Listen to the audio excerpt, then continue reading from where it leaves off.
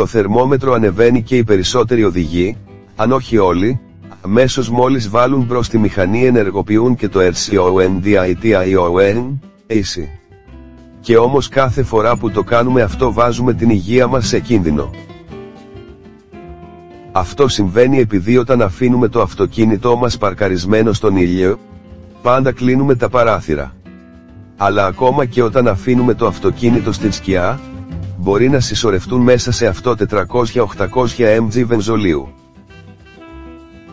Αν παρκάρετε το αυτοκίνητο στον ήλιο, σε θερμοκρασία μεγαλύτερη από 16 βαθμούς Κελσίου, η στάθμη του βενζολίου μπορεί να φτάσει και τα 2.000-4.000 mg, επίπεδο που είναι 40 φορές μεγαλύτερο από το επιτρεπόμενο.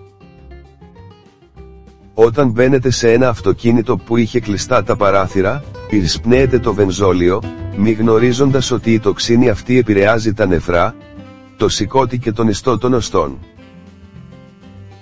Επιπλέον, παίρνει πολύ χρόνο και προσπάθεια για τον οργανισμό μας να την εξαλείψει.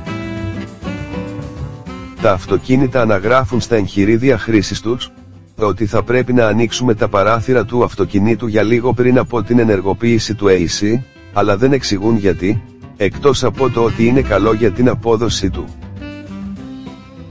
Τα αποτελέσματα έρευνας δείχνουν ότι πριν αρχίσει να ψύχει τον αέρα, το κλιματιστικό αποβάλλει όλο τον ζεστό αέρα έξω, και μαζί με αυτό, το βενζόλιο που έχει συσσωρευτεί.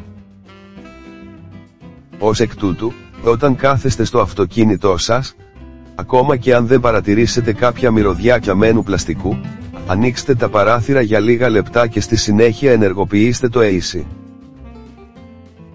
Και όταν βάζετε μπροστά το αυτοκίνητο, αφήστε τα παράθυρα ανοιχτά για λίγα λεπτά ακόμα.